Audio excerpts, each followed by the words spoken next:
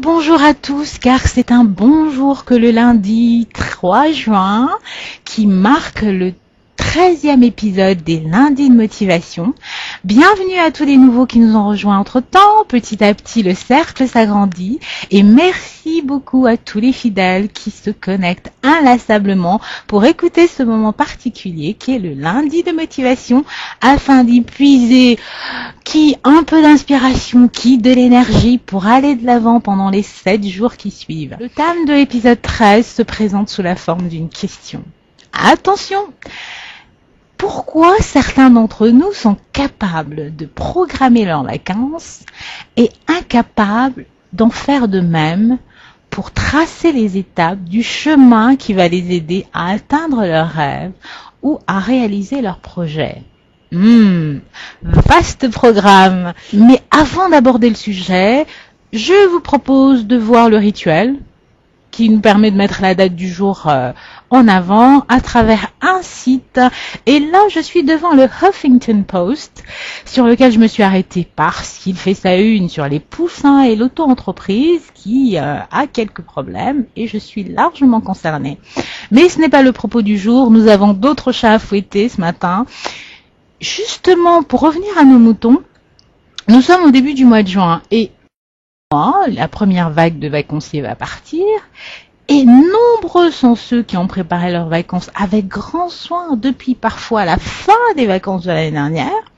Et c'est pour ça que le thème du jour m'a été inspiré par différentes conversations que j'ai eues dernièrement, mais que j'ai aussi régulièrement avec des personnes qui ont des projets, qui ont même commencé à les mettre sur pied, mais qui dans le même temps ont de la difficulté à l'idée de planifier les différentes étapes qui les mèneront à la réalisation de leurs rêves ou de leurs projets. Là n'est pas la question. C'est pour ça que ce thème s'est imposé naturellement. L'ambition a assez mauvaise presse en France et les gens ont plutôt peur d'exposer leurs désirs de façon simple. Ils mentent à ce sujet aussi, Ils mentent aux autres et pire encore, ils se mentent à eux-mêmes. Du coup, ça donne des personnes insatisfaites des résultats de ce qu'elles entreprennent. Ça donne des personnes qui se découragent rapidement et dans le pire des cas, des gens qui accusent le système si c'est pas l'environnement ou alors vraiment qui en veulent à ceux qui réussissent à faire ce que eux n'ont pas pu faire. Seulement voilà, je trouve que c'est un peu simple d'accuser tout le monde ou tous les éléments autour de soi sans s'interroger sur soi-même. Lorsqu'une personne m'approche pour me demander mon aide, j'essaie de déchiffrer assez rapidement qu'elle désire vraiment dans la vie, que ce soit personnellement ou professionnellement. Parce que ça me permet de mieux l'aider. Quels sont ses rêves, quelles sont ses ambitions. Évidemment, nous abordons différents sujets, parmi lesquels les hobbies, mais également les vacances. Ce qui est assez frappant, c'est que, pour revenir à cette notion de programmation de vacances, je vois des gens très organisés. D'abord, ils décident de l'endroit où ils vont aller, ensuite ils regardent le prix des billets, ensuite on s'occupe de l'hôtel, les réservations, les détails sur le pays, sur la ville, les commerces, les habitudes des locaux, les alentours, les circuits possibles et imaginables. Mais pourquoi font-ils ça? Parce que dans leur esprit, programmer les vacances, c'est accessible. Ils peuvent trouver les informations, ils peuvent réserver, ils peuvent avoir accès à tout. Mais alors pourquoi, alors qu'ils rêvent de réaliser quelque chose, apparemment, ne font-ils pas la même chose? Comment y remédier? La démarche est exactement la même. Après, ce sont des questions de forme, de statut, tout ça. Mais la démarche est exactement la même. Vous décidez de prendre en main votre projet, votre rêve. Une fois qu'on a réussi à expliquer le pourquoi, il faut maintenant expliquer comment faire pour pouvoir utiliser la même énergie que l'on utilise pour programmer ses vacances dans son propre projet, parce que c'est pas irréversible. Bref, il s'agit de faire exactement la même chose.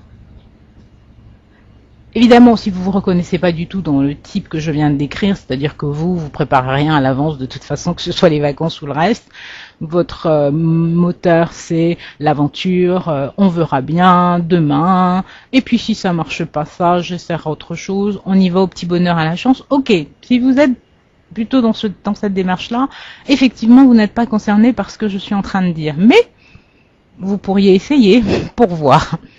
Mais si vous êtes dans cette démarche-là et que vous êtes capable, vous avez été capable dans votre vie d'organiser vos voyages, vos vacances de façon la plus précise possible, vous savez que de toute façon, même si on prépare très bien, il y a toujours des surprises à l'arrivée.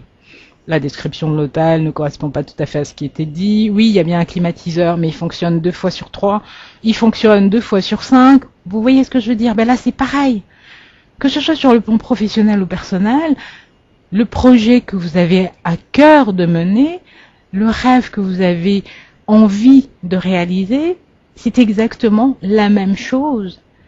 Vous devez simplement considérer votre objectif comme un projet de très grandes vacances. Et donc de le programmer comme si c'était vos vacances. De la meilleure façon possible. En vous disant où vous voulez aller et ensuite en cherchant de quelle manière vous pouvez y arriver le plus rapidement possible. Et ça passe par le fait de se donner des objectifs. Là, il n'y a pas de miracle. Pour y arriver, il faut se donner des objectifs. Il y a plusieurs façons d'établir les objectifs de vie. On est tous différents, avec des parcours différents, des profils différents. Donc, je crois vraiment pas qu'il existe une méthode qui soit meilleure que l'autre. Certains trouvent la bonne méthode d'un coup. Pour d'autres, il faut qu'ils en essaient plusieurs avant d'en trouver une qui fonctionne pour eux.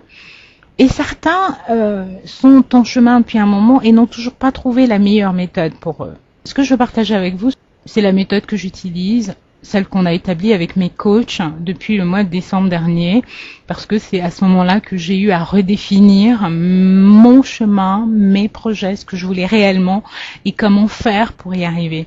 Dans un premier temps, ce qu'on a défini ensemble, c'est d'avoir des objectifs écrits. Ça entraîne un engagement différent. Un engagement plus réel que de simplement le dire, même si vous le dites à votre meilleur ami. Ça ne change rien. Puis, ce que nous avons fait avec mes coachs, c'est que nous avons fixé des objectifs paliers. Pourquoi paliers? Parce qu'en fait, ils sont gradués. On est parti sur des objectifs à court, moyen et long terme. Et il n'y a rien de tel pour vous stimuler que d'avoir des paliers réalistes, mesurables et bien précis dès le début. Et à ce moment-là, vous pouvez fixer des paliers simples. Palier numéro 1, objectif d'une semaine. Palier numéro 2, objectif pour les 15 jours. Et on augmente au fur et à mesure. En utilisant les objectifs paliers comme j'ai eu à le faire, vous constaterez assez rapidement que Louis Pasteur avait raison quand il disait que le hasard ne sourit qu'aux esprits bien préparés. C'est-à-dire que tout à coup, parce que vous avez des objectifs clairs et définis, vous êtes plus à même de voir des opportunités qui se présentent face à vous. La troisième chose qu'on a eu à faire, c'est que face à chaque objectif, il y avait une action à mener. Pas uniquement pour agir, pour le plaisir de dire oui, voilà, j'ai fait telle chose, ou quand on vous oblige, par exemple, à faire telle chose. Non, de vous-même, vous devez mener une action. Face à un objectif, il doit y avoir une action. Parce que si tout est dans la théorie, il ne se passe absolument rien. Tant que vous n'avez pas agi, vous n'êtes absolument pas en chemin. Et le fait de savoir pourquoi vous le faites est encore plus important. Ces 3 éléments font la différence. J'ai un de mes coachs qui adore citer Saint-Exupéry. Il dit « Un but sans plan, c'est juste un souhait. Un but sans plan, c'est juste un souhait. » Je vous laisse méditer là-dessus. Vous avez le choix, maintenant que vous le savez, de planifier votre projet, votre rêve, comme de très très grandes vacances de vie. Oula, je viens de regarder ma montre, le temps passe trop vite et c'est déjà la fin de l'épisode 13. Merci pour tous vos commentaires sur le blog cette semaine. J'ai répondu à beaucoup d'entre eux. Je vous remercie également de votre participation sur Facebook la semaine dernière. Je n'ai pas été présente ce week-end, mais je serai présente à nouveau cette semaine. Vos avis, suggestions et commentaires un petit peu acerbes sont toujours très attendus et appréciés. Sur le blog des Tribulations, parce que le site est toujours en maintenance, mais également sur la page Facebook, dont je vais changer l'image de couverture cette semaine. Et vous, sacré vénère du lundi de motivation, vous avez la chance de la voir avant tout le monde. Je sais, ne dites rien, je vous guette trop, mais c'est normal. Je ne reculerai devant rien pour vous apporter un peu plus d'inspiration et de motivation pour le reste de la semaine. Je vous dis à lundi prochain. Au revoir.